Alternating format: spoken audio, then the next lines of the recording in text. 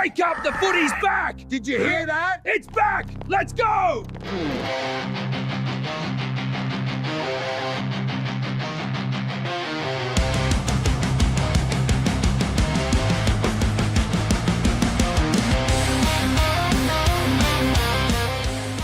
Good evening, everyone, and welcome to another edition of Tuesday Night Live, brought to you by Crowcast, of course, and the wonderful people, Macca, at Next Body Corporate Services, they've not been enjoying the weather lately because, of course, you know, roofs blow off, but they're there for their clients always. They're saints, mate. They're saints. Thanks to everyone who's joined us on Discord and YouTube as usual. People filing in, which is great. Even though we didn't have a game on the weekend, we've certainly got one coming up this Thursday night, Macca, which we'll talk about later in the show. Of course, if you are on the Discord server and you want to have your say, then stick your hand up and we'll get you on. We love having people on, and generally the people there make more sense than what we do, don't they, mate? Sometimes, mate. Sometimes. Well, you know, I'll give them more credit than that. Mate, how you going? As I said, you know, a little bit of a headache. We're a very busy day with the wife's birthday and umpteen people around here, telephone calls, video calls, the whole bloody lot. But really, I'm here for a rest, mate. You might have to carry me. Well, you know, wouldn't be the first time. It's your turn. It's my turn. Happy birthday to Mrs. Macca too. She's probably you know, passed out on the couch after a few sherries, I'd imagine. Should be close. Very good. I must also make mention, a couple of people already asked in the chat about the drinks on Saturday, which you didn't attend, Macca. We only had a couple of people turn up. We had Sir Psycho and Burley Boyd turn up, but it was still well worthwhile. And thank you also to a very generous Crowcast Discord member who can out himself if he wants to. I'm not sure whether he wants to remain anonymous or not, but put quite a good amount of money over the bar, which funded us for a few drinks and a meal or some food, and a little bit left over to go into running the show. So that was much appreciated. And even though you couldn't turn up, Macca, Rory Laird decided to make a cameo, sitting in the corner there, but we left him alone because we were waiting for the forward pass, but he was only looking backwards. I had a house full of people, mate. I couldn't leave. That's all right, mate. No problem at all. We'll probably, Richie Mad said couldn't see that lady in the photo. He was there, but probably not at the height where we could actually. I think Brownie obscured him. Actually, I couldn't get the right angle, but anyway, he was there. But I love to comment in the chat, mate. That wasn't lead. That was a desk. Yeah. But we might actually do a few more of these. We might just have a couple of, when we have a decent away game, we might go down to one of the pubs. The next one might be the Arca Bar. I think might be a bit more central, and the sports bar's pretty good there as well. Lady, no, I don't think he was on the piss. I think he was just having a meal with a couple of mates or whatever, so that was fine. We left him alone. So, yeah, keep an eye out for that on Discord and on the socials. We might do another one in a month's time and see if we can get a few more and get it into a more regular thing, Mac. Yep, sounds good.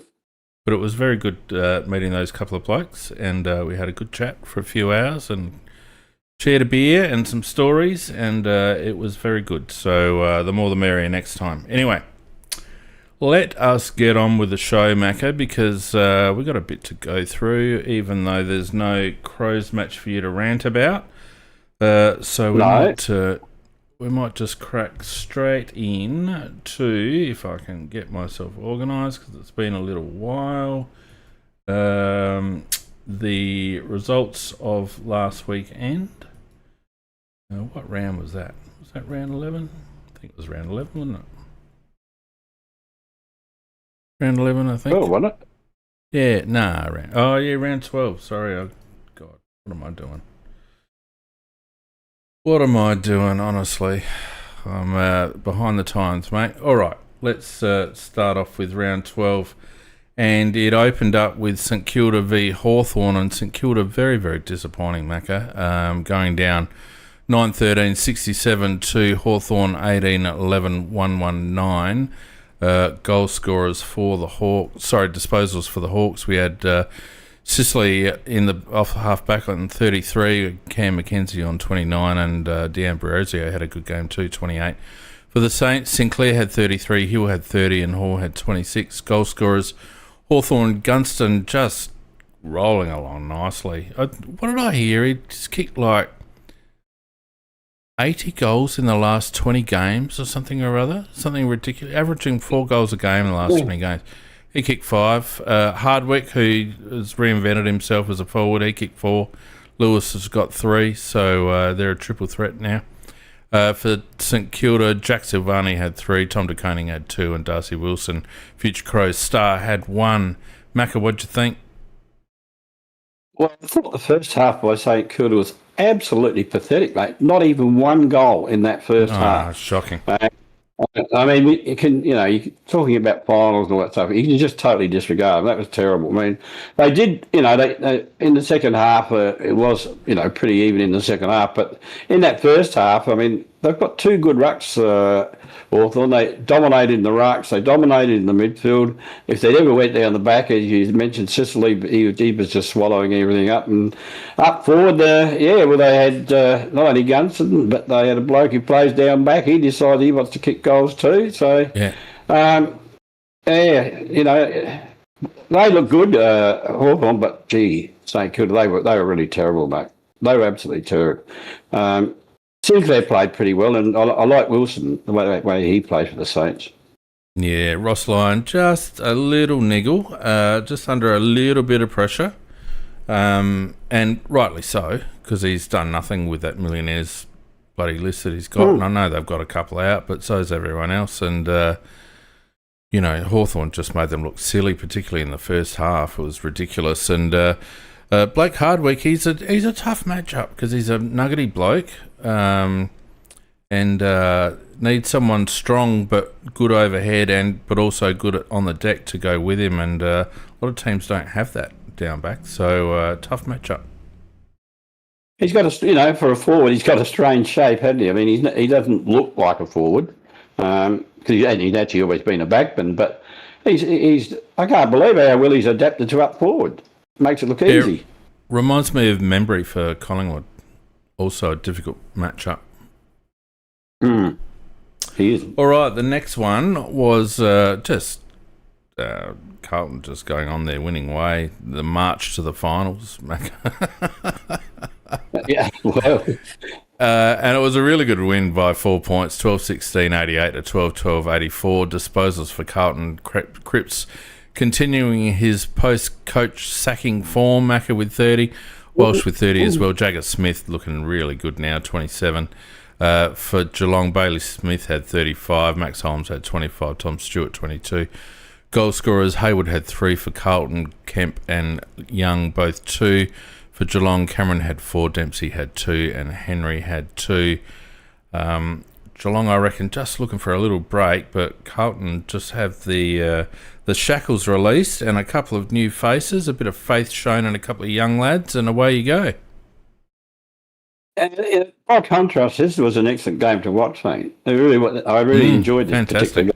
Yeah. I mean, Geelong, they were in top in the first quarter, but after that, really, it was Cripps and Walsh took over, and young Smith, he's a real player of the future, that boy. I mean, he was absolutely wasted by Vossi. Vossi put him on a half-forward flank. The guy's a midfielder, and he's a quality midfielder for a young boy. Reminds you of somebody? Vossi deserves...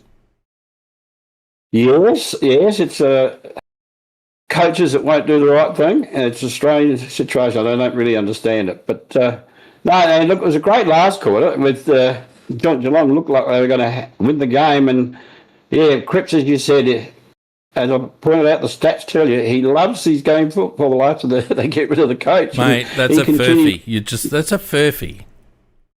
I've already stats, gone mate. through that.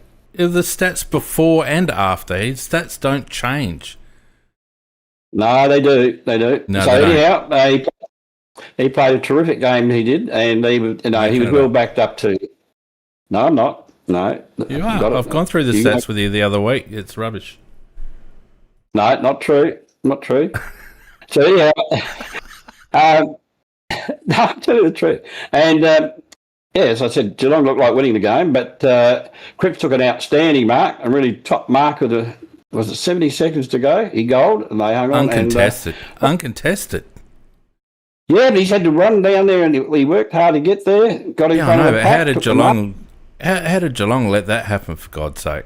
No one went up with him. Because they never followed him down there, mate. That's the problem. They didn't work hard enough, did they? They've got a few other defenders down there that can spoil. But anyway, it was a great win by Carlton, and Josh Fraser saying he's not in the frame for the Carlton job, but he's certainly putting himself in the frame for the future because he's done very well since he's taken over. Now, I just want to mention an incident that happened there right at the beginning of the game when Dempsey really got a goal, and unfortunately Roden got knocked over and then he couldn't see it properly, called it a point, and then play went on. And this is very reminiscent of what happened to us and cost us a place in the finals.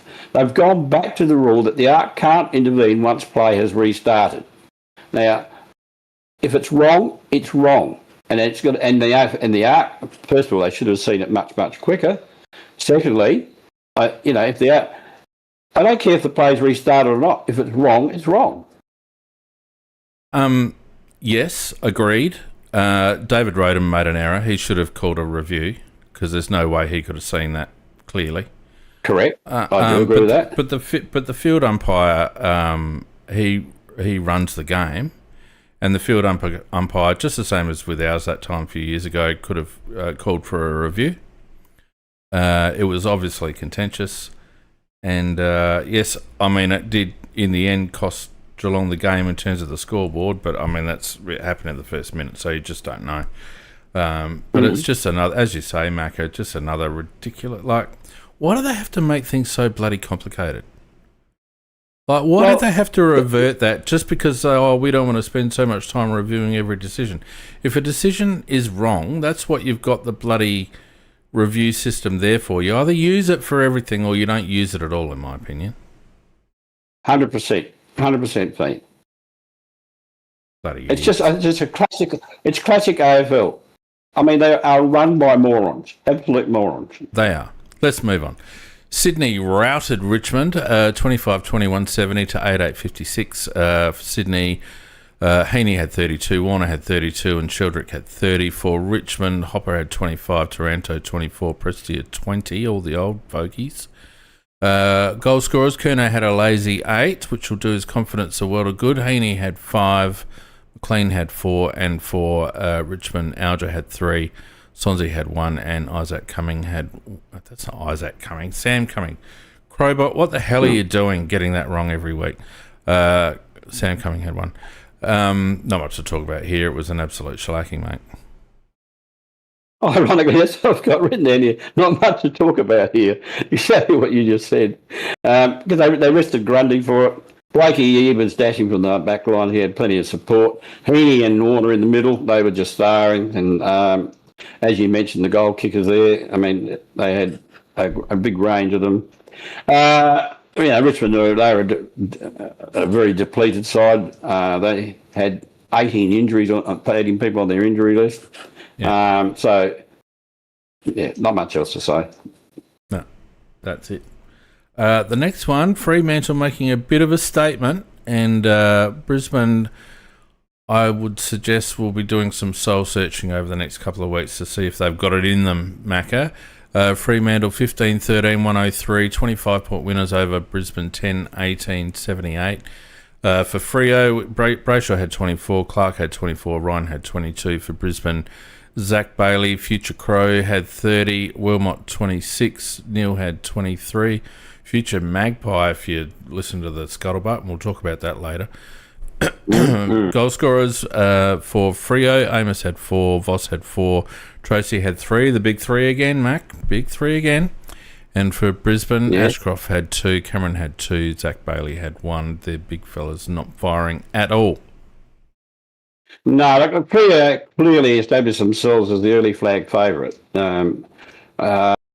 It's their 11th win in a row, and that's outstanding because they've beaten very good sides along the way. And they were far too good for Brisbane. At one stage, they were leading by 51 points. They took their foot off the accelerator a little bit, and Brisbane got a little bit of respectability back. But, yeah, the way that Freo moved the ball, it's brilliant. It's quick.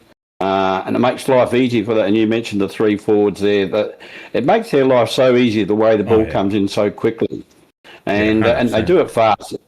They're actually playing the style of football that will win a flag. That forward handball that they run into it, then they actually then look for the lead bang. It's just beautiful stuff to watch. And Bolton in the midfield, Brayshaw in the midfield. I mean, the young lad Reid, he goes well as they've got a complete side, and going to be very hard to beat. Brisbane, I think they're done. I mean, they've still got a pretty good side, but it doesn't seem to have the same intensity to win that it used to have in the past. I mean, and also they do have a few out injured, but I think that's 3 losses in a row, is it, for Brisbane? Maybe. Certainly not. Yeah, certainly not firing well anyhow. No, I'm not prepared to call it just yet, Mac. I'm not saying. I think Brisbane has still got some shots to fire. But it'll depend on how much hunger they can muster. I'll go the early call. You always go the early I think call. I know I do. That's why you've got a good chance to get it wrong. But no, I just think on what we've seen, I just can't see Brisbane winning it. I can see Freo winning it. I can see Geelong possibly winning it. But who knows? They've got a few out injured Brisbane. Maybe that's the answer. But at the moment, you'd have to say you like Freo. Oh yeah, no doubt about that. My thing is more about Brisbane. I think with Brisbane,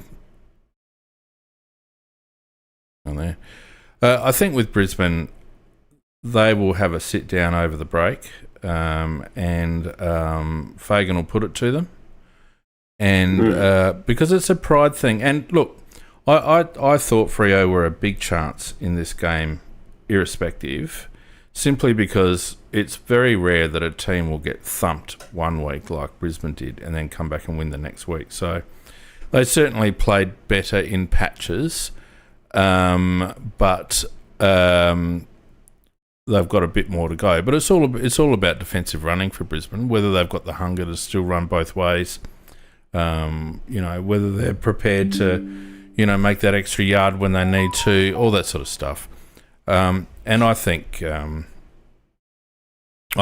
will put it to them over the break. I think they might refresh, and I expect them to be still in the mix at the end. Whether they've got enough to get them all the way through, I'm not sure, but I don't think we can count them out just yet.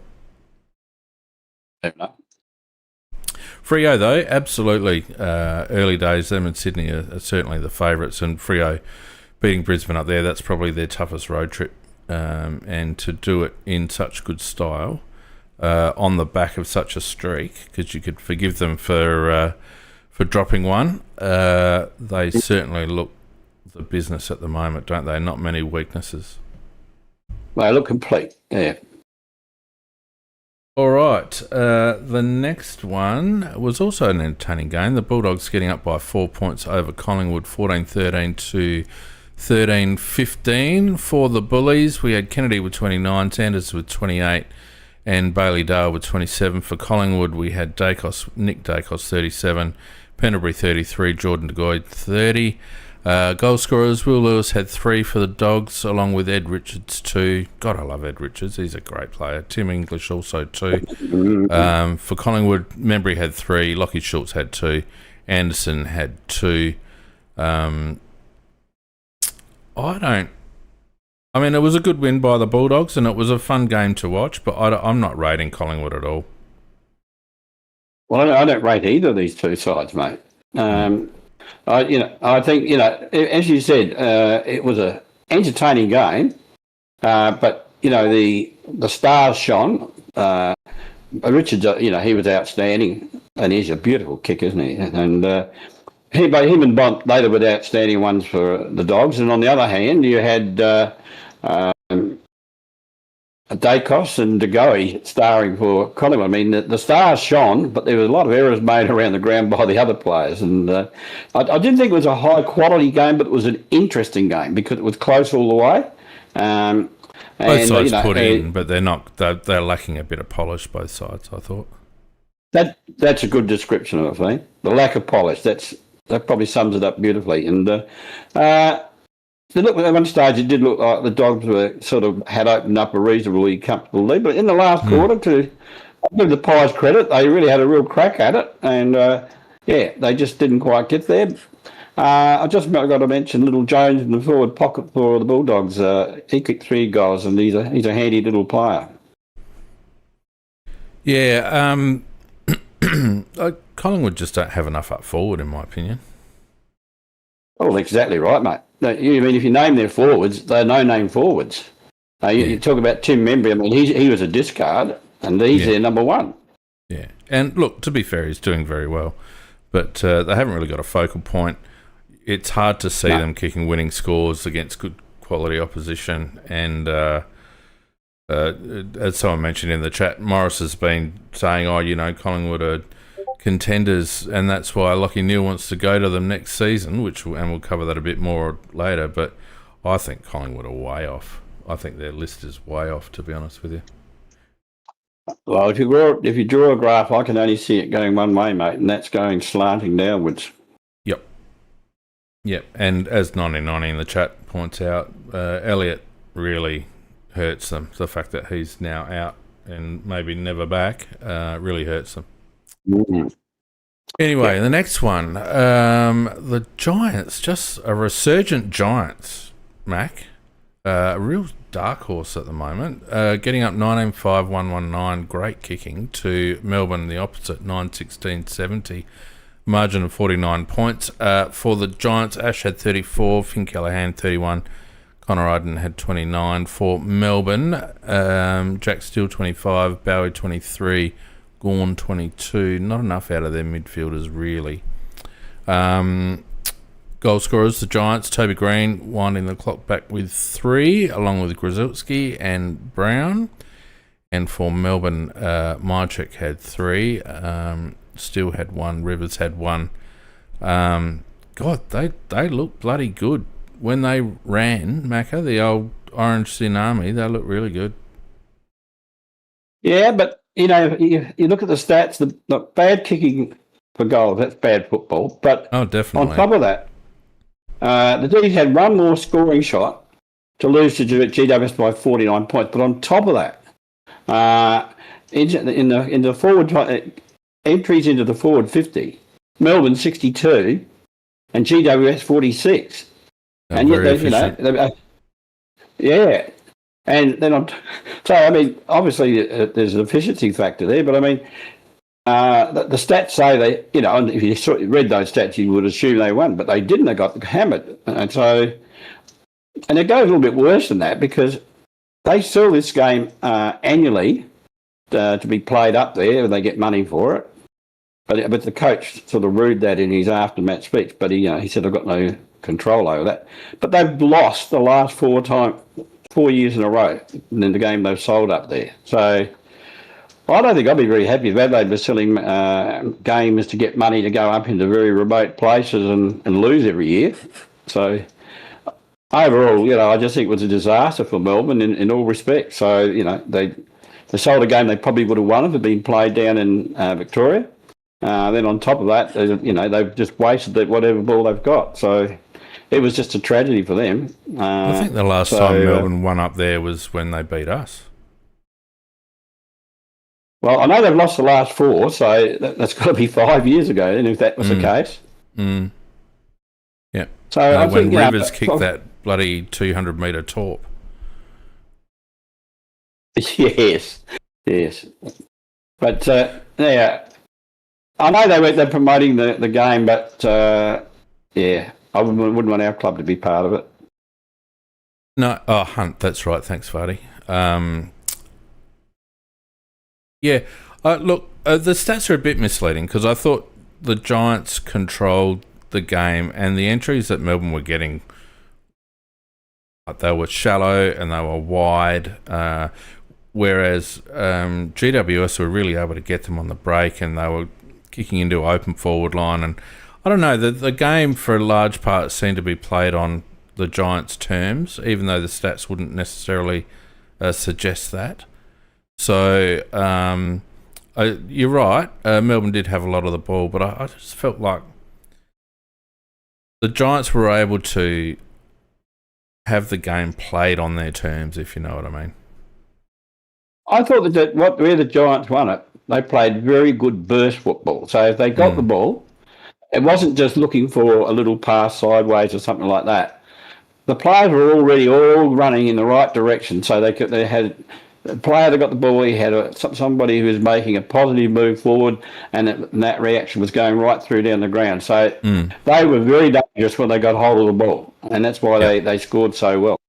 Agreed. Yeah, whereas Melbourne were playing in a very traditional style they didn't have that flow down the ground at all. It was just coming at the bloke that's kicking the ball rather than running down the ground so they can kick it ahead of him to go to it. So.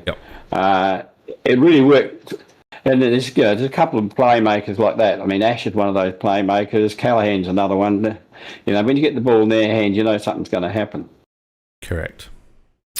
And the last game, Macca, at like midnight on Sunday night or whatever the hell time it was, proved one thing: shit doesn't bounce. Essendon did not get the new coach bounce that normally happens because they're just so terrible. West Coast 12-13, 85, Essendon 8-7, 55. Did anyone actually watch this game? 7:20 on a Sunday night. Did anyone actually watch this game? I don't know. Somebody did that. Let me just run through the stats real quick. For West Coast, Kelly 28, Young 26, McCarthy 26, Essendon, Archie Roberts 31, Merritt 28, Parrish 27. Goal scorers, Murdoch had 3, Waterman had 3, and McCarthy had 1, and for Essendon, Nate Caddy had 2, Archer DeWitt had 2, and Merritt had 1. Sorry, mate, go on. Yeah, it's probably Guy Man says, I did because I'm a sad man. Well, I must admit, I'm a sad sack too, because I think 2 of us watched it, me and Guy Man, so that was probably the audience for the game. But no, look, Eagles were far too good. And when you look at it now, there was a 30-point margin. It was actually flattering to us who kicked the last 3 goals of the game. So they're 4-8 now, West Coast, which shows that they're building slowly. They've been through the pain and they're gradually adding to their side. And they really have got some good players in there now. And, I think they not immediately, but they've got a long-term future. Gimby, he was outstanding on Nate Caddy. They just cut him out. And Tim Kelly, I watched West Coast games and I haven't even noticed Tim Kelly in the past game. But he had played a ripper in this particular game. He's having a good season, Tim Kelly. He really is. And their number 1 draft pick, Dersma, he is a ripper, absolute ripper. He's going to be an absolute star. And I have to say, Harley Reid, I really like what he's doing at the moment. He used to be just a bit of a whacker out there, just causing controversy and physical stuff. Whacker. But he's now... A whacker? What's this, 1964? Well, you can call him whatever you like then, Steve. What's your word for him? Well, a young lad finding his way. Really? No, he was just to carry on a bit. But Well, he's a third-year player, for God's sake. But I'm saying at the moment he does a little bit of it, but he plays some outstanding football too. In fact, he's almost becoming a leader out there now. I really like his game. You would have the same attitude about Harley Reid as you do about Josh Rochelle if he had the tricolours on, mate. Don't worry about that. No, I love him, mate. I'm just saying I'd like to have him. But I'm just saying he's growing up, though. Well, yeah, that happens when you get older. All right, let's have a look at the table, and it's another one of these bloody licorice shores thoughts now that we're going through the buys again, but never mind. We have Fremantle on 11 wins, Sydney on 10, Hawthorn and Geelong making up the top 4 with 8. Then we have Gold Coast, Melbourne and the Bulldogs on 7, Adelaide with a game in hand on 6, Brisbane on 6, GWS on 6, Collingwood on 5 with St Kilda at North Melbourne, Carlton on 4, West Coast on 4, Port on 3, Richmond on 2, and Essendon won't win again this decade, probably. So, you know, we're sort of there and thereabouts for the game in hand. We win this week, and we're only a game out of the top 4. It seems a bit hard to believe, but there you go. It makes you wonder whether it's boiling down to a 3 or 4 horse race, mate. I don't know, but because we look miles off it, really. We do look a long way off, and yet it could have looked. You know, the first 3 games they were all very against very good sides, and they were all narrow losses. It's I just think, well, you know, we lost the games. Then that's as simple as that. It would be. It's what could have been. Yeah, what could have been. Right. But I just think with this coach, it's always going to be what could have been. I just don't have the faith. No, I don't either, mate. Now we can move right on because there's nothing to talk about in terms of the Crows match last weekend because we didn't lose, which was great. So there's no best and fairest. So we might just shoot straight into I was going to say Game of Thrones, Hall of Flame. What do you reckon, Mac? Yeah, happy to do that. All right, Hall of Flame. Where are you, Hall of Flame? There you are. Macca, I'll give you the opening batsman. Okay, mine is a joint issue, and you can we don't do drugs on this channel. That's Essendon stroke James Hird. I don't know about anybody else thinks, but I am bloody sick of hearing about James Hird. Now, firstly, James Hird has been on footy shows and he says that he is going to apply. He said he didn't say that. He said he would like to be the coach of Essendon. Essendon say that he hasn't applied, and there you've got a list of about 10 possible coaches. Half a dozen of them very top coaches, and they won't apply because Essendon won't say whether he's in or he's out. Right. Other than the fact that he hasn't applied yet. And you've got in the background, you've got this billionaire backing. He's saying he wants James Hird. You've got all the old diehards from donkeys years ago who want James Hird, and you've got this ridiculous situation where James Hird has said he would like the position, but he hasn't even applied for it. And yet there's a whole host of other possible candidates who won't apply if James applies. So I have never seen such a more stupid situation for a coaching situation. And it's always about James Hird. Look, Essendon, just grow up. You're a shit club. You're not a big club anymore. You're a shit club. And just do something positive. Ask the bottom bloke, is he applying or not? And if he is applying, or if you don't want him, just tell him you don't want him to apply, so you can get all these other good coaches to apply. But I've never seen a club making a bigger mess of it, and there's a good reason why down the bottom they are bloody hopeless. Well, yeah, okay, that's fair enough. And it's really pissing me off, and it's about time. I'm sick of hearing about bloody James Hird. Well, it's only been couple of weeks. Oh, that's all you ever hear, though. But it's about nothing for him. The guy, why didn't he just say I've applied? And why didn't he apply? Well, why does he have to? He's already said that he wants to put his hand up. Yeah, but every club would like a list of good candidates, and they're not going to get that. Oh no, look, that's true, and that's a different issue entirely. Because I think Essendon have backed themselves into a corner, and we might as well just follow through onto mine because it's kind of the same theme. Mine's more just the AFL media in general, Mac, because they talk some shit, and I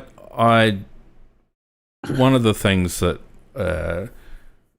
I saw was on 360 on Monday night, where I actually agreed with Jared Waitley for a change, and Gary Lyon were having a bit of a disagreement about what Essendon should do. And Jared Waitley quite rightly said that Essendon need to either, if they want to go through a process, then they have to put James Hird through that process first. And if he's successful, then that's it. And if he's not successful, they rule him out, and then they open the doors up to everyone else. I don't think there will be a coach that will go into a process with James Hird involved. Now, Gary Lyon put up this ridiculous statement saying, if you're too scared to put yourself up against... It's not about putting yourself up against James Hird. It's about the situation and the whole backstory regarding James Hird. Why would Ken Hinckley want to put himself up into that position with James Hird in the mix, knowing that it's got nothing to do with his coaching ability? It's got everything to do with who James Hird is and what the coterie want and what the bloody old farts want and what Kevin Sheedy wants and all that. Why would Ken Hinckley put himself up?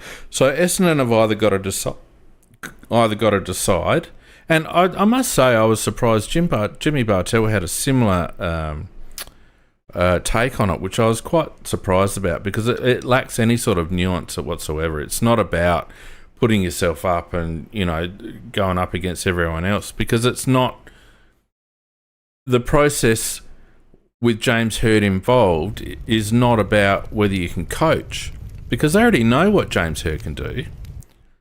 They already know what he can do, and I would suggest that Essendon need to get James Hird into a room, apply whatever process they want to apply. If he stacks up, they appoint him. If he doesn't stack up, then they rule him out, and then they open the doors for everyone else and say, all right, James Hird is ruled out. Who wants to have a dip? And I still think that they'll struggle to get a decent candidate, because who would want to walk into that dumpster fire?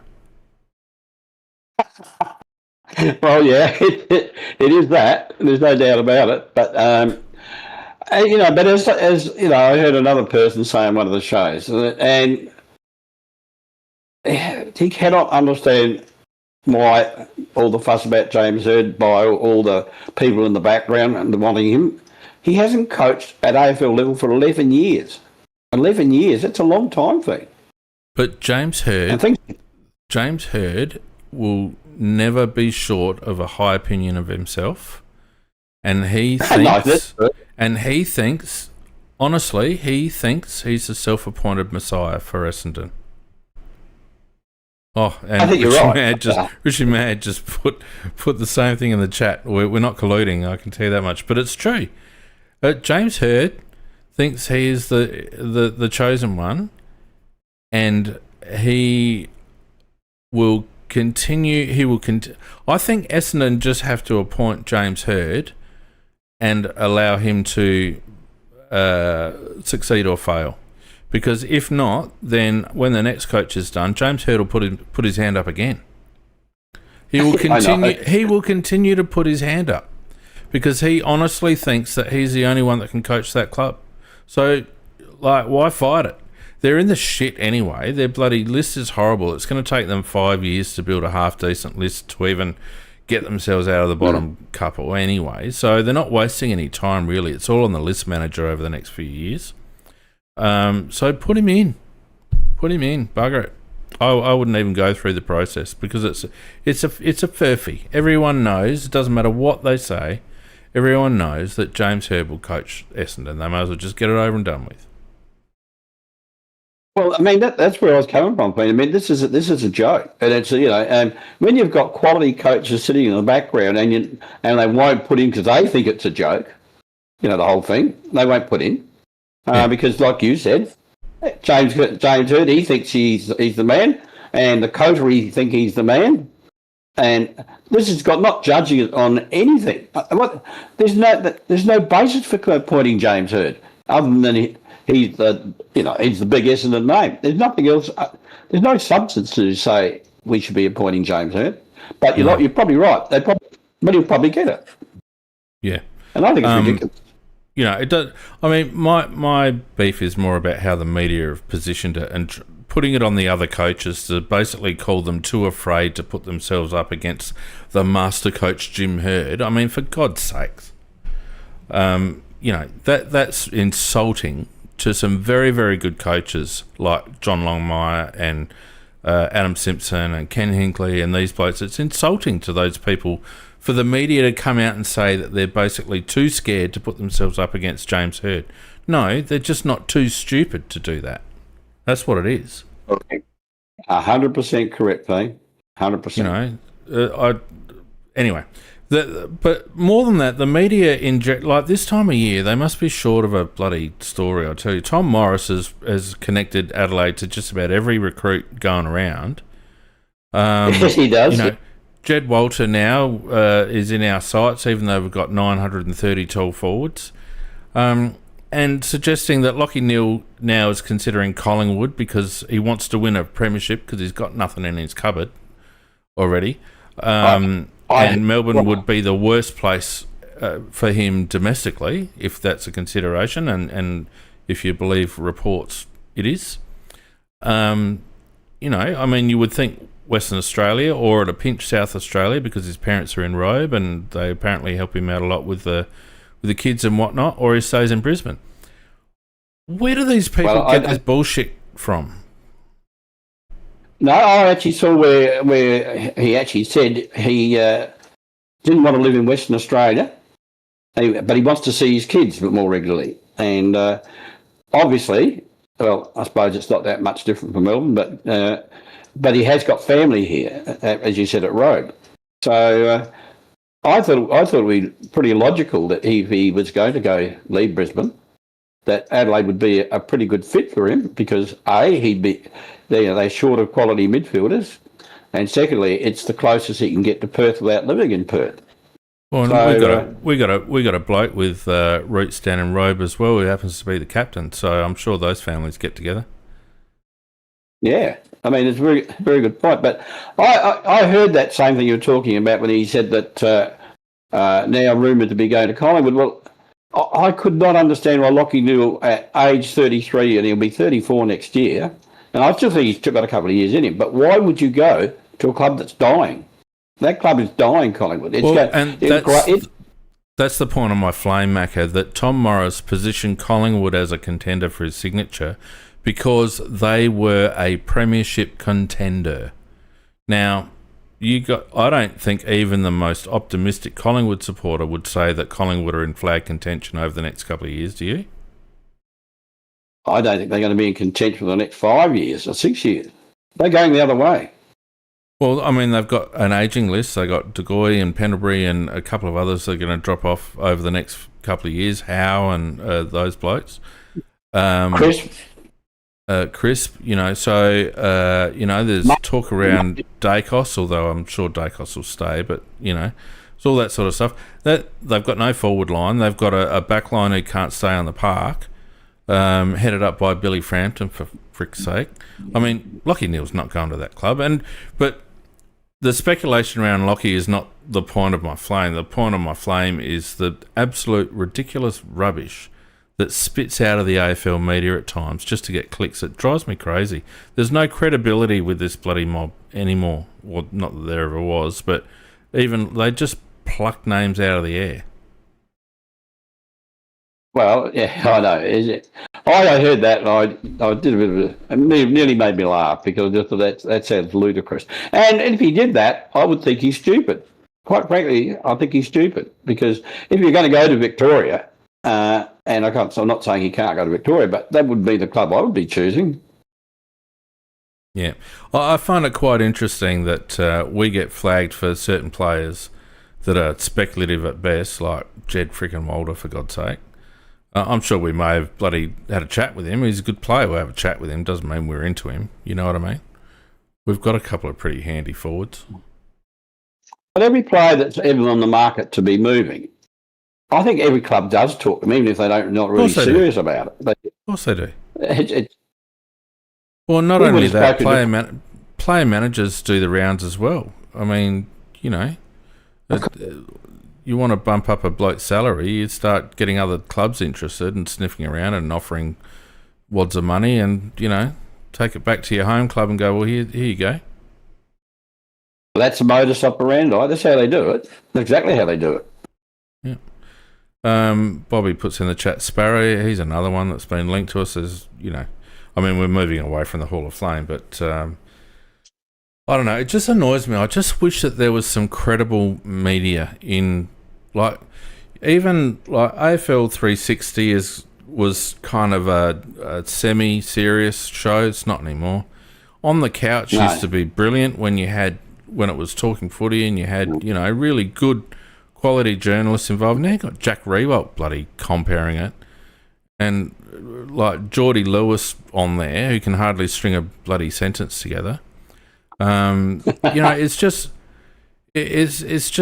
so disappointing that we can't get some decent shows around the AFL when you've got Footy Classified, you've got Agenda Setters, you've got AFL 360, you've got On the Couch. Honestly, the most enjoyment I have watching any sort of media is watching that stupid bounce show on a Sunday night, and First Crack is probably the other one. First Crack's with Montagna and David King and what's his name? The journo, forget his name. Probably is look at all the nice people saying Crowcast is the best footy media. That's because of you, Mac. Undoubtedly, mate. Undoubtedly. It's because of you, mate, and Big Man. I'm just the chalice pouring all this good stuff towards our faithful viewers. Good on you, mate. Good. You're a champion. Jesus Christ. Anyway, so that's that done. All right. You are right about that show on what do you call it again? First Crack. First Crack. Yeah, First Crack followed by Bounce. That is really good. Really good. We watched it on Sunday. It was good. Yeah. Really good. Yeah.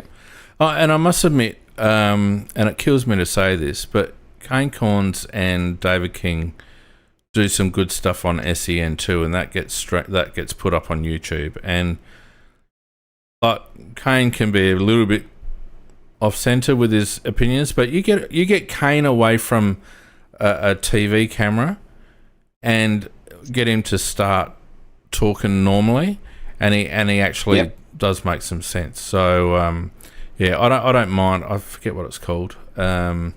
But yeah, their SEN breakfast show, they do some good stuff. They get the bloke from Champion Data on there, and the only bloke that I can't stand that they get on there is bloody Tom Morris with his big yappy mouth.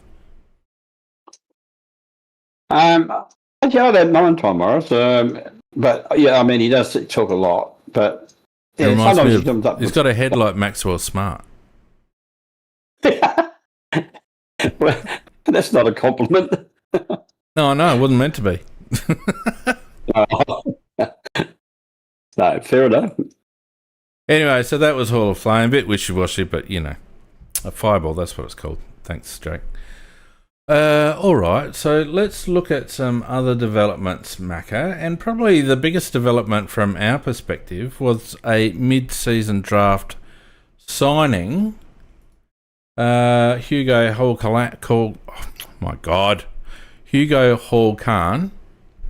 a lad who's been plying his trade in the VFL off half-back after having been on Sydney's list for a little while.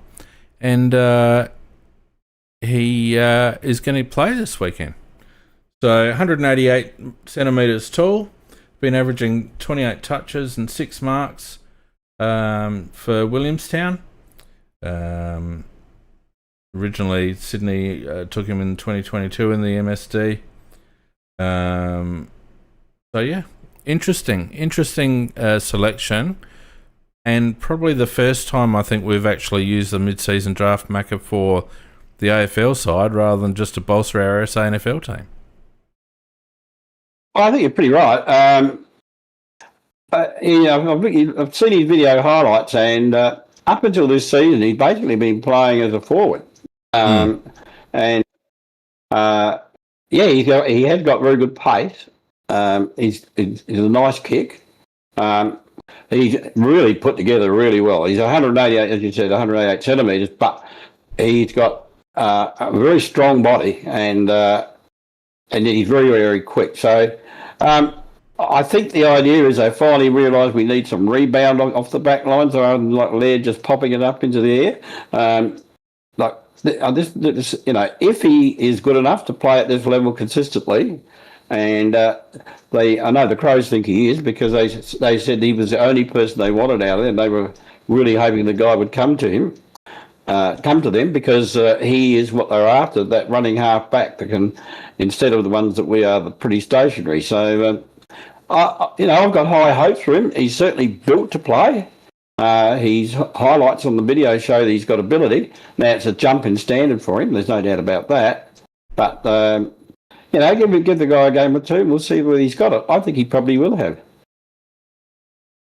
Yeah, well, I mean, it's probably, his inclusion's probably been facilitated by Isaac Cumming doing his hammy again, and Matthew Nix during the week saying we needed a little bit of zing from defence, Mac.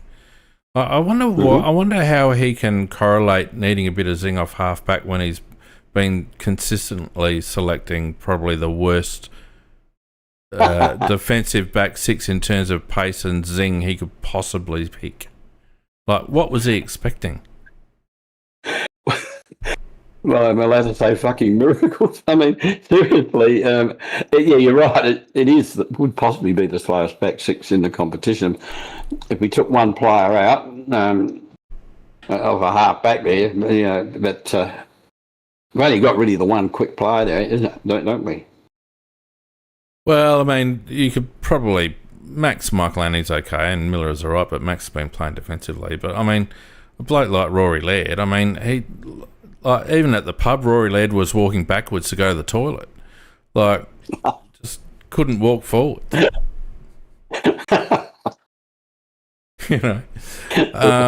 So look, and obviously we've been hampered by Hingy being injured, and he's done an ankle now, so he's a test again, so he won't be back for a few weeks. So look, I hope, like anything, that Hugo makes a go of it. It obviously probably puts a line through a couple of players, though, Macca. I would imagine that Oscar Ryan, that's the writing on the wall for Oscar Ryan now, I would imagine. In particular, Oscar Ryan, that was the one I thought straight away. To bring him in specifically says, even though Oscar Ryan has played some pretty good games in the Bees, they obviously don't see enough in the whole package of him to pick him, because they just haven't. And in fact, they've gone out and got somebody that plays the very role that he plays. So, so I think you're right. It does not spell well for him, because I think he's out of contract in the season too. Yeah, quite possibly. And, a lot of people say he should have been given a chance, and you could probably debate that. But the simple fact is he hasn't been knocking the door down. And, I was thinking about this over the last few days, and it is like, sometimes as supporters we want our cake and eat it too. We want them to play Dowling, we want them to play Edwards, we want them to play, Ryan and these lads. But at the same time, we want these kids to come in and make an impact. And yes, sometimes it takes a few weeks for them. We want them to get consistency, and we want them to get a good run at it. But look at how long it took for Braden Cook to come up. Even Riley Thilthorpe took a while. Rochelle took a while. Pedler's been given a pretty decent run. Berry's been given a pretty decent run. I think that we need to give the club some credit that they have assessed these blokes like Dowling and Ryan and just assessed that they're just not up to it. And when you look at their output in the SANFL, you can't really argue that. You could argue that they haven't been well developed, but by the same token, you can only develop a player to the maximum of their capacity.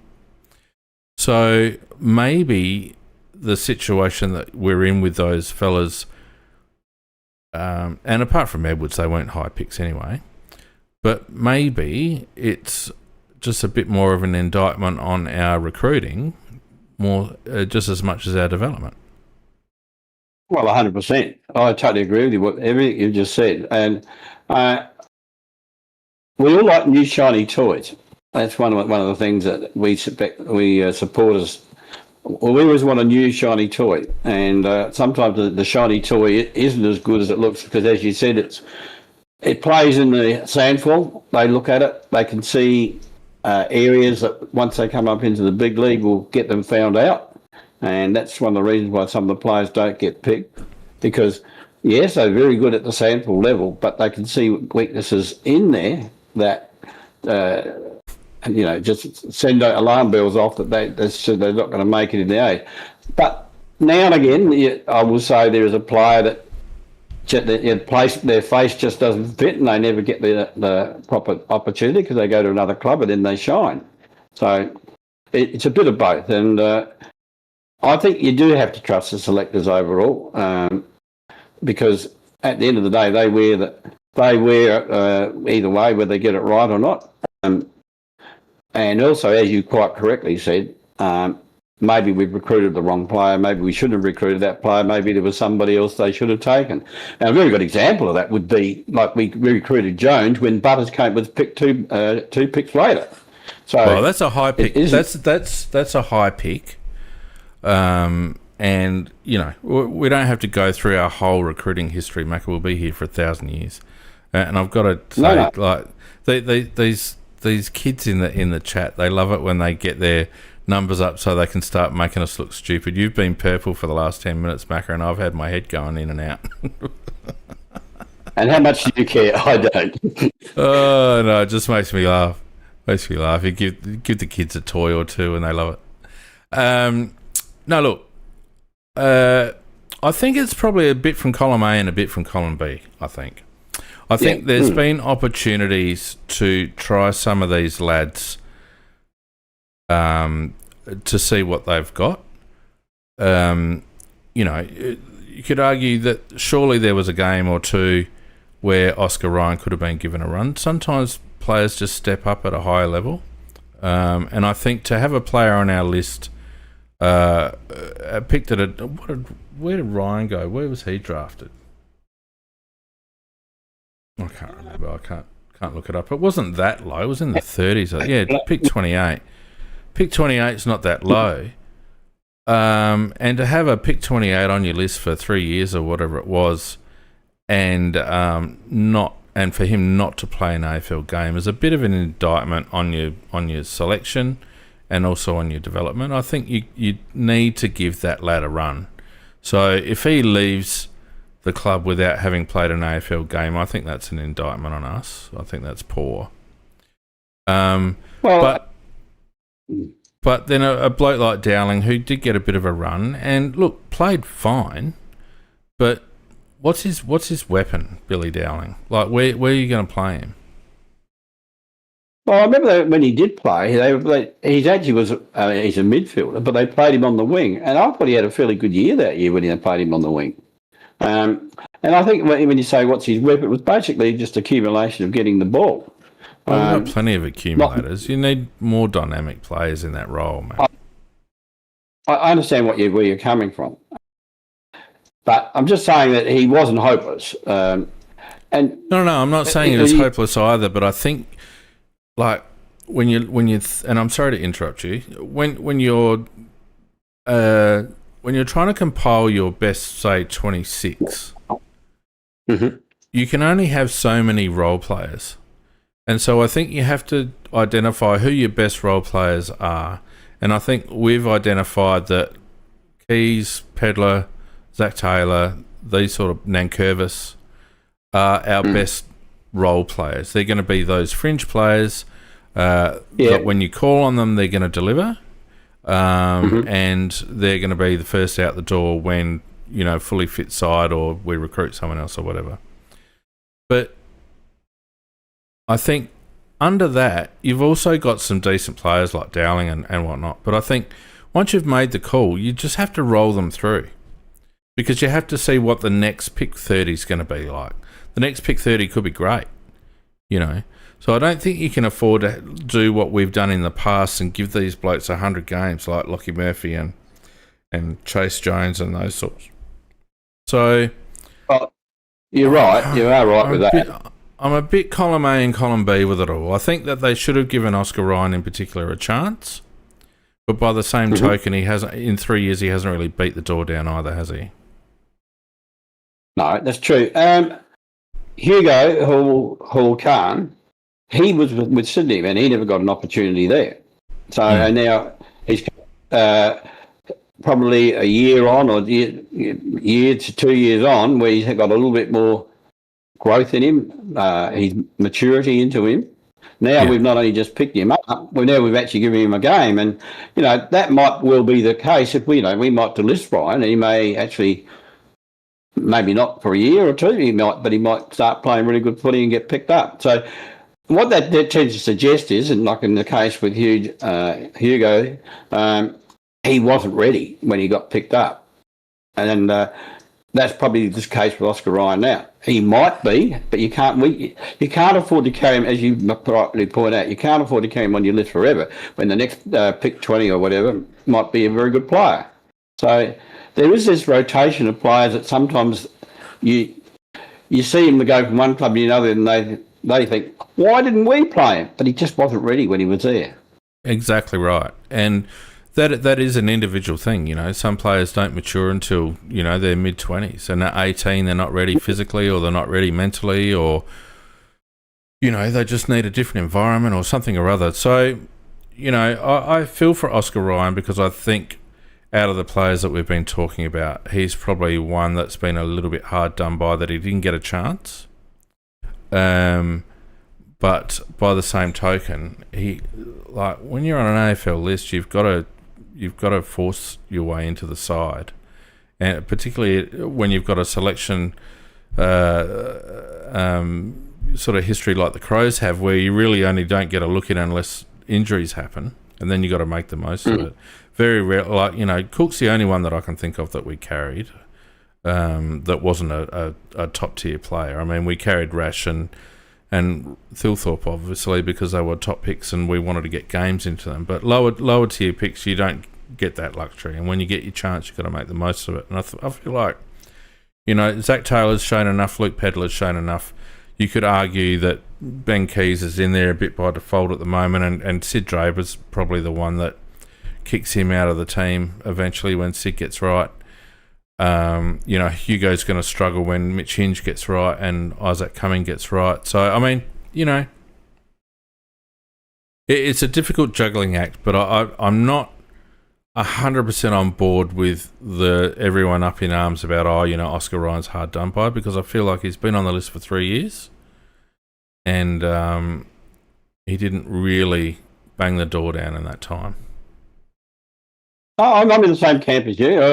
I'm actually quite delighted that they not only picked this bloke, but they're prepared to play him, because that gives me a little bit more faith in the belief they have in this guy. In other words, they must have a lot of faith in him to actually pick him up and play him straight away. So I think it's a good thing. Now, we can't expect miracles on his very first game because he doesn't know the game plan very well. He doesn't know the players, so it's difficult for him. But if he shows something, we know that he'll be a player, because he's playing under the most difficult circumstances he'll probably ever play a game for us. But as I said, I'm delighted they are playing him, because that means that they've got a lot of faith in him. Well, I think it's probably a bit of that, but also probably a bit of a need, Mac, because like I said, with coming out and hinge out, Nankervis is not really a zingy player, is he? Yeah,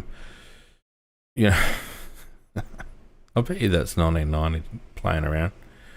So immature, 1990.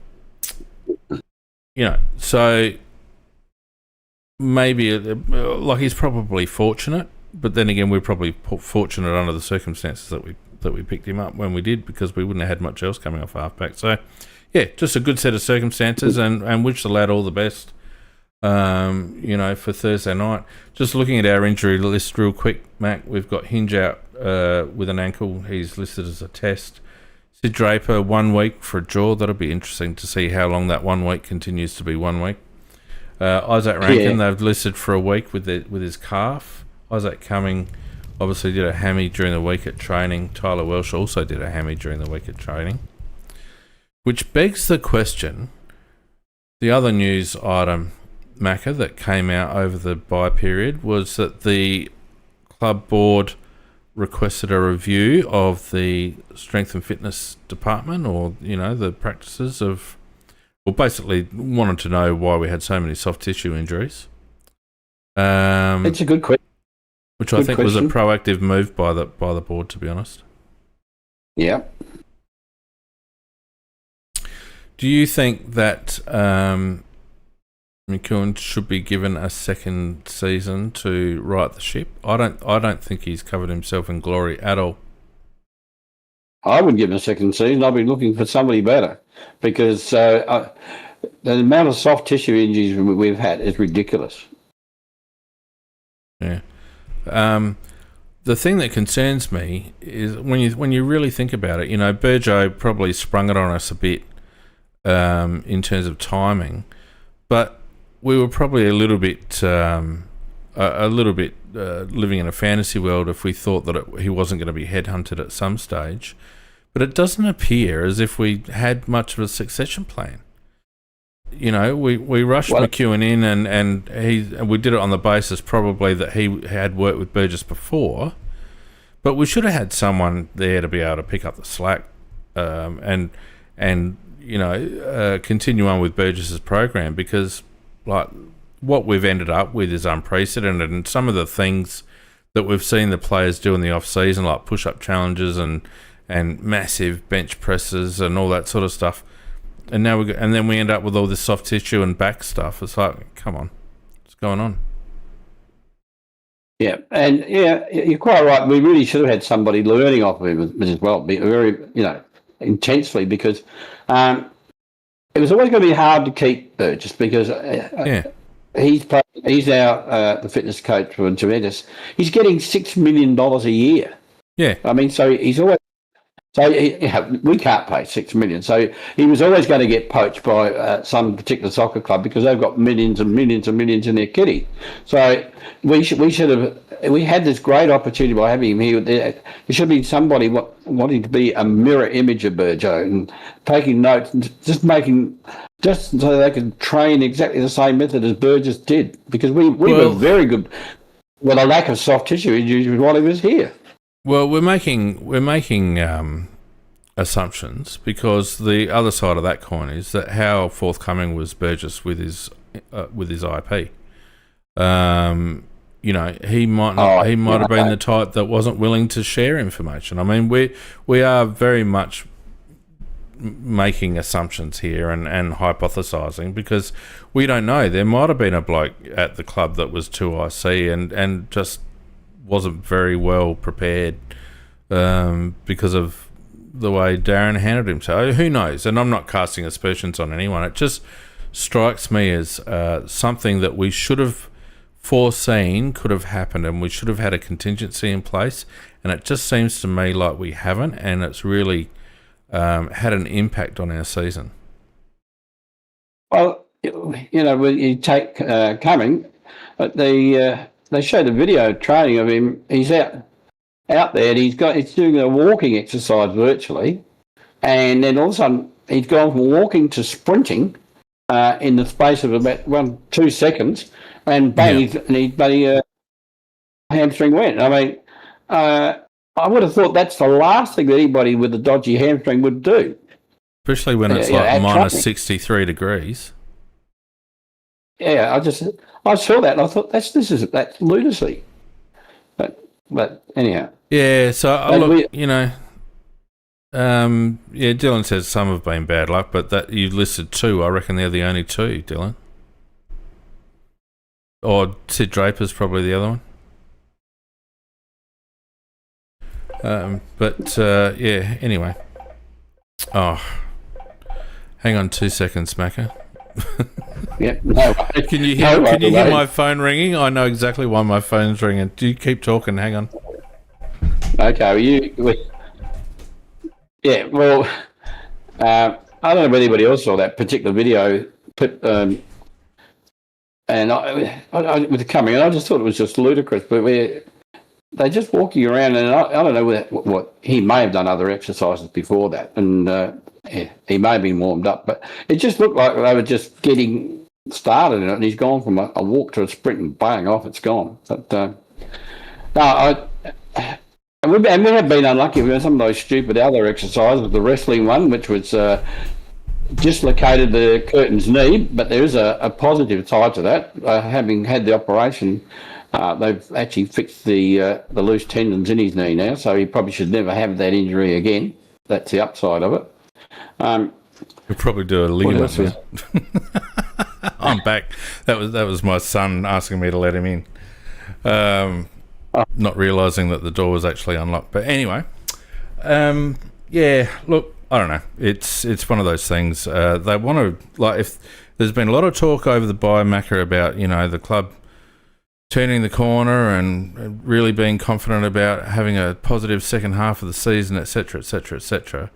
But I tell you what, they'd want to get this injury situation under control, because otherwise we won't be anywhere near it.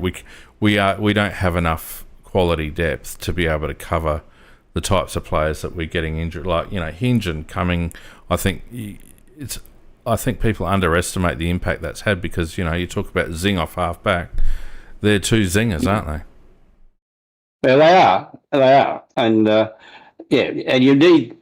Nick's is even talking that we're going to try to be quicker off the back lines this week. I thought to myself, Christ, has he finally woken up? That's what the others are doing. I mean, no, he actually said that he has a lot of confidence in their game plan, that he watches trends and he watches how the game evolves, but he's very comfortable with how we're playing. And basically the implication from his press conference during the week was that the problem wasn't the game plan, it was the implementation. And now, haven't we heard all this before, Macca? Well, that just sounds like a lot of waffle to me. Well, it just sounds like blame the players again. Yeah, well, there's no way we move the ball as quickly as the really A-grade clubs do. And when I'm talking about, Freo, Brisbane at their very best, Geelong, I mean, they move the ball really quickly, and we don't move it that quickly. But I don't think that's. I don't think he cares. I don't like listening to him talk. He's quite comfortable with the way that we're trying to play. He's quite comfortable with the game style that we're trying to implement, but we're just not doing it. It's not about moving the ball quicker. He said, I recognise, I watch the game trends and all the rest of it, but I'm happy with our game plan, and we've just got to implement better. Well, that's what he said. Well, I don't doubt you for 1 second. I just think the guy's got. On record. I just don't rate him. I really don't. Look, I think that he was a good coach for us to have when we were down the bottom. And he's got us to a certain stage. My fear is I don't know that he can, and I'm very doubtful that he can take us to the next stage, which is to win a flag. And I mean that's what we play football for, and what you hope they're going to have. And with last year we had a very good, everything went well, but we didn't have that substance when it came to the finals. Now this year we're not going quite as well. I just don't think that. I give him kudos for taking a bottom side and get him somewhere, but we know by no means we're the finished article because of the way we play. I don't like our game plan. Well, this is the direct quote. It may be that you're not seeing a product that's exactly where we want it to be, and we openly talk about that. We'd like to get a little bit more attack and a little bit more zing off halfback in our game and off intercept. That's something we've been working on for months now, although I don't think Big Man has ever mentioned that. And he's down there every bloody week. That's something we've been working on for months now, and we'll continue to work through that. We know that we're going to have to be better than what we were in the first half of the year. And then he finishes off by saying, we respect our opposition, we respect the game, we're always looking at game trends, but we also have confidence in what we're doing. We believe in our game plan. Well, that's one. That's him. I don't know how many other people do. Well, no, but that's exactly what I'm saying. Okay, that just, well, what's the word for it? It's just tokenism. There's nothing in there that says we got to do anything better. It's just bullshit. Yeah, but it's a direct lie, because we haven't been working on run from defence for months. We've been working on risk-averse football for months, and that's been proven because we've had the training reports to prove it. Yes, I agree. Totally agree. So it's just not right what he's saying. And then he goes on saying we have confidence in what we're doing. We believe in our game plan. Well, our game plan hasn't been fast running off half-back. No. Anyway. No, I mean, what he's really doing is contradicting himself in that comments. Yeah. Yeah. So it looks like Tex will be back this week. He got through the SNFL game all right, and as long as he gets through training, he'll come in. Mark Keane is, what do they say? Sandford. He's playing this week. No, well, he said soon. No, well, I've seen a later statement where he will be playing Sandford this week. Oh, there you go. So that's a quicker than expected return for Mark, and we wish him well there, because we could do with a bit of Mark Keane, I think, across halfback. So plenty of talk from various club people. Benny Keys was on AFL 360. Why is it, Macca? Do you ever get the impression that the club intrinsically knows who are the whipping boys and purposely uses them in the media? Like Rory Laird's always in the media, Riley O'Brien's always in the media, Benny Keys is on AFL 360. All of those are either out or should be out, and yet they're the ones that are put forward. You never see anyone else get put into AFL 360. No, I don't know. I can't. Yeah, A&B's another one. I don't know. Ian Shuttleworth's a master, in my opinion, at media. He really is. Absolute master.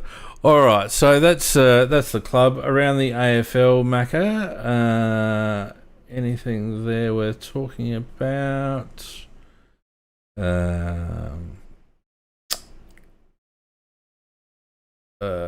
Not that I can see. Well, go on.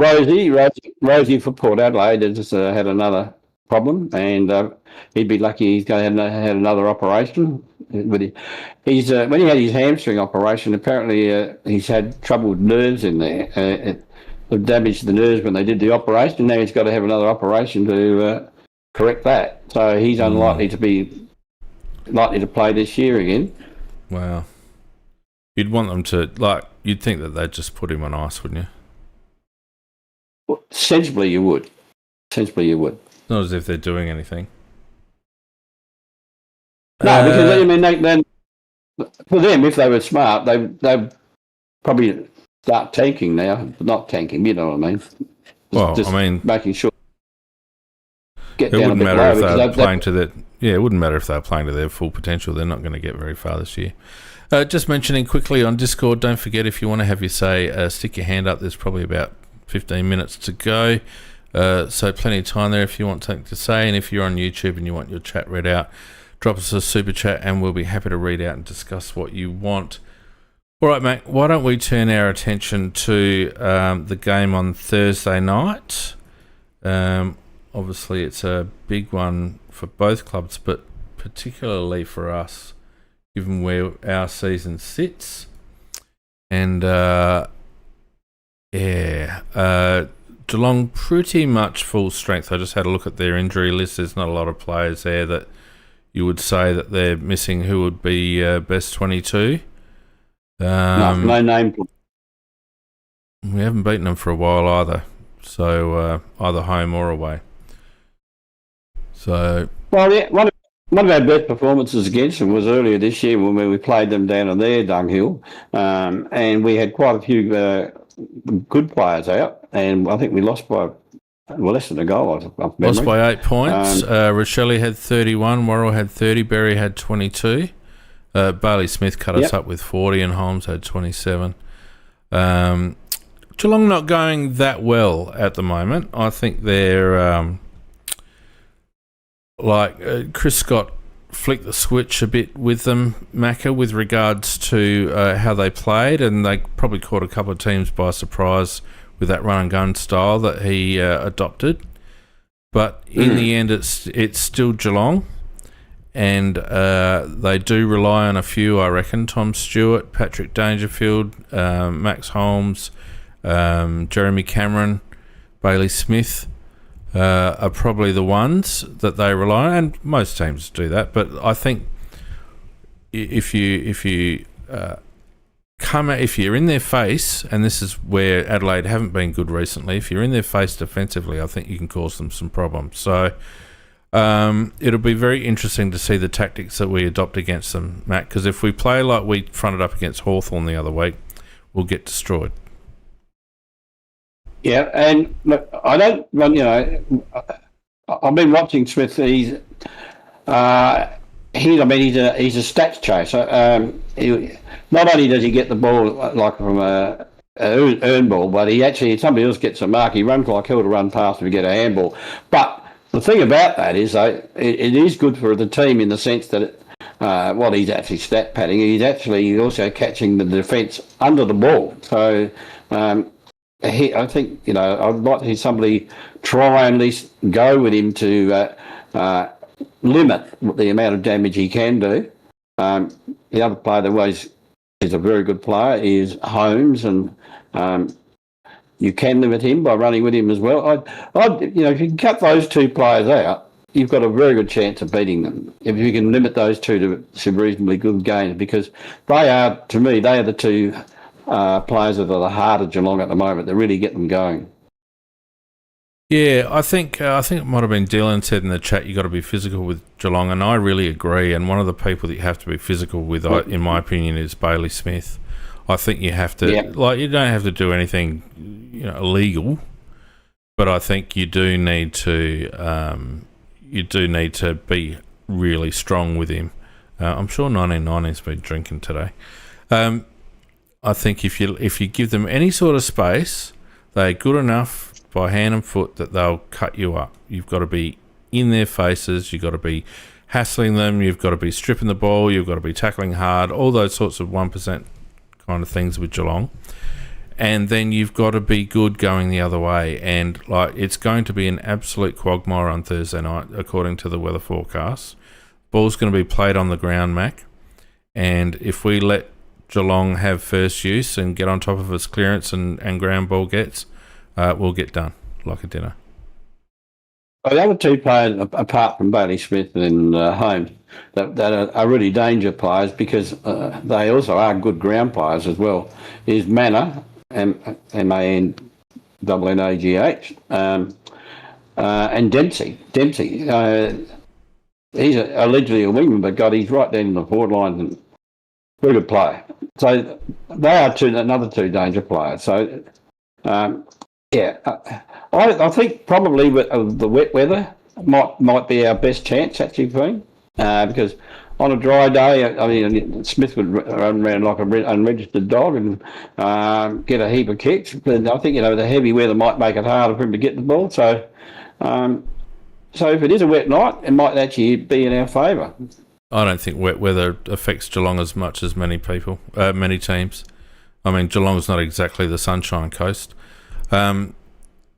I think actually I'm the opposite. I think we would be more favoured by a dry night because I think our ball handling can be a bit questionable at the best of times. And you look at how we didn't handle the conditions in Launceston a couple of weeks ago, Macca, and if we turn up that kind of performance with ball in hand, we're just going to be turnover merchants. And Geelong are the type of team that if you let them get on top with turnovers, they'll hammer you. Yeah, we're going just getting backed up by the comments in the chat, so probably I am being optimistic thinking about it. But look, Geelong had a very poor game their last game, and you can only hope that they don't really rebound from that, because if they rebound from it, I don't think we'll do very well. But I think, the start of the game is so important too, that we start well so they don't get on top early. If we can make it into a contest early, then I think we can make it into a contest all game. But it's they are once they get ahead of you, they are a very freewheeling team, and they sort of start getting real attack after attack if you just get slightly on top of you. So you really got to. If it's a struggle, then I think we've got a chance. If it gets out to the point where they start to get on top, well, I don't think we can match that. Well, as I use the Hawthorn game as a reference point because I think the opposition is similar, and I think the conditions will be probably worse than Launceston. Yeah. God damn. One thing we tried to do in Tassie, Mac, was we still tried to play pinpoint football at times. We tried to hit up passes and all the rest of it. And we saw that Hawthorn were more about getting territory and just getting the ball forward and hustle and bustle. If we try and play that style again, that will be to our detriment as well, as in my opinion. This is going to be a game. I don't know whether people have seen the forecast, but it's like going to be raining cats and crows, and it's not going to be the sort of game where you can pussyfoot around. So it's going to be about territory, and it's going to be about hard at the contest, and it's going to be about taking your chances. And it'll be very interesting to see whether our boys are up for the fight, because this is a season. The next 3 weeks, in my opinion, Mac, are a season defining for the Crows.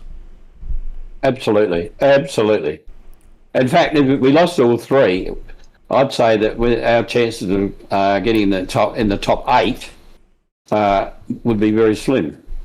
Well, having done the ladder predictor, and of course those things are a bit airy-fairy, but I did a couple of different scenarios, and if we lose the next 3, we'll probably not make the wildcard round. If we lose the next 2, then we'll probably make 7 to 11 or whatever, 7 to 12, whatever it is. Yeah. And if we go 2-1, then we're a chance for top 4. That's how close things are. So, and the next 3 that we've got after Geelong, we've got the Bulldogs also on a Thursday night at Marvel, which won't be easy. And then I think we've got Melbourne at home, which won't be easy either. So on a Saturday afternoon. So 3 tough games, but also 3 winnable games, Mac. I mean, Geelong are coming off a short break. We've had 2 weeks off. We should be fresh. We should be, judging by everything that's been said in the media, we should be hungry. So there's really no excuses. No excuses at all. One question I'd like to put to you though, Payne. Murray's game was horrible. The last game, absolutely horrible. I mean, he was on the ground 69% of the time for 2 handballs, and 2 hit outs. How many centre bounce attendances did he get? I don't know that. But I'm still talking about. Because I told you last week. Well, you tell me again. 2. But he's done nothing up forward either or anywhere on the ground because he's only had the 2 handballs. Did you see the weather? When he played? In the game that you're talking about, did you see the weather? Yeah, I did. Suitable for a big, tall marking player? Did you see the way that we were bringing it into our forward line? Toby Murray is so far from the problem, it's not funny. No, I'm not talking about that he's the reason between winning and losing.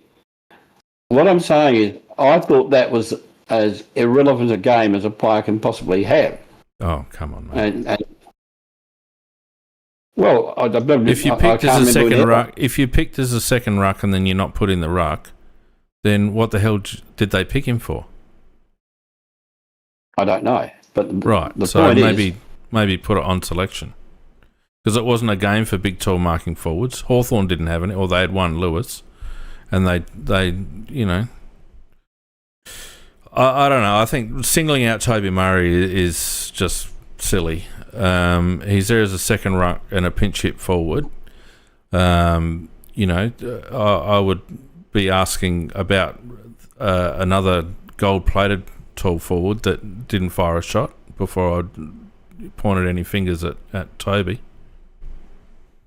Well, no, but also we're talking about the game being really wet.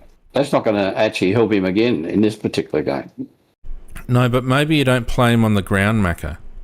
Maybe you use that 5th slot as a genuine second ruck option and actually use him as a second ruck because we saw how much Lockie McAndrew got tired. Right, so he did. And it's going to be very, very heavy. So we do need a second ruck option. Now, against Hawthorn, we actually use Riley Thilthorpe in the second ruck position more than Toby Murray. What the hell? No, I just wondered, would it... I'm accepting you need that second ruck situation. But would Finbar Maley be a better proposition? No. Finbar's not up to it. He can't ruck, Macca. He's not tall enough to ruck. Is Toby Murray taller? Toby Murray's 200 plus, isn't he? I don't know. I'm pretty sure he is.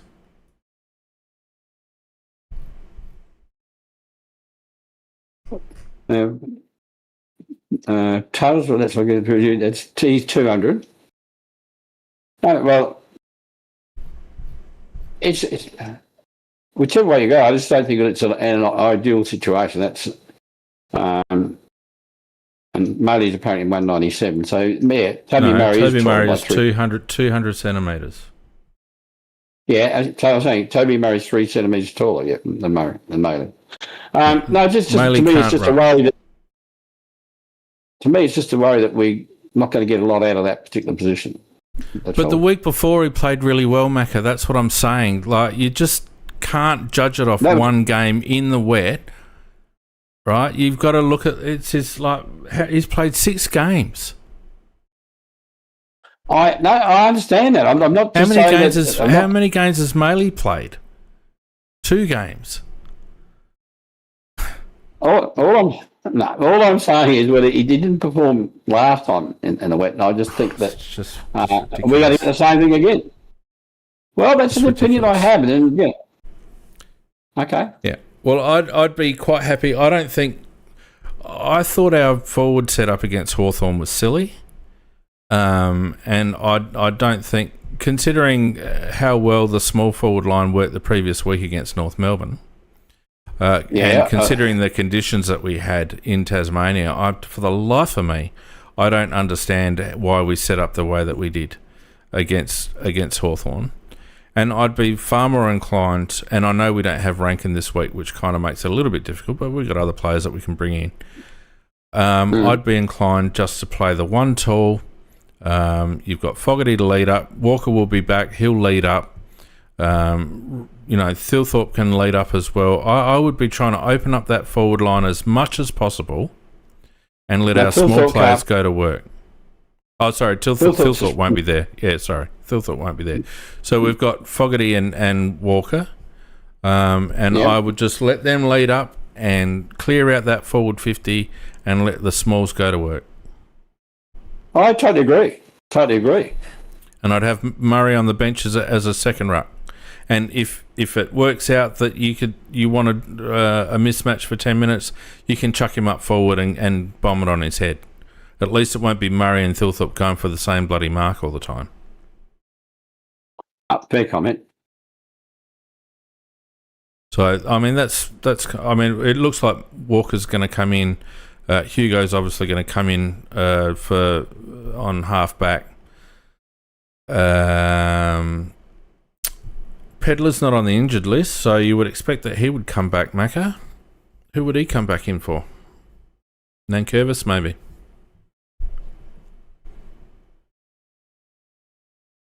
Pardon? Oh, you disappeared. I couldn't hear you there for a while. I said Pedlar's not on the injury list, so who would you expect him to come back in? Actually, I was looking at the outs being Thilthorpe, Cumming and Rankin, and you've got Walker and obviously Hall Carnes coming in, and that leaves Archie and Pedlar really to vying for one spot, unless somebody else goes out. I'd just be really surprised if they played Archie. Oh, nothing would surprise me with them playing. I mean, we got a bloke who's already done a really bad hamstring, been out for ages, and now he's got this broken thumb or whatever the hell it is. No, he's been past fit to play. Yeah, I know he's been past fit to play. I just think it's a recipe for another soft tissue. I really do. Look, you're probably right, but I'm just trying to work out what they'll do. Yeah. They'll play him. There's no question about it. They'll play him. Which begs the question: does Pedlar come back in? Maybe there's not enough room for Pedlar. Well, that's what I was getting at. Unless somebody else gets dropped for him, and somebody like Nankervis would probably be that target. Yeah, well, probably Nankervis. I mean, if we had selection integrity, it'd be Alex Neil-Bullen or Ben Keys, to be honest with you. Yeah, but they won't do that. No, and that's a problem. So, all right, mate. Well, how do you see the game going? Look, if I'm totally honest, I think we'll lose. I'm not optimistic. I think it won't be a thrashing, but I think we'll probably lose by 2-3 goals. Yeah, I must admit I feel the same.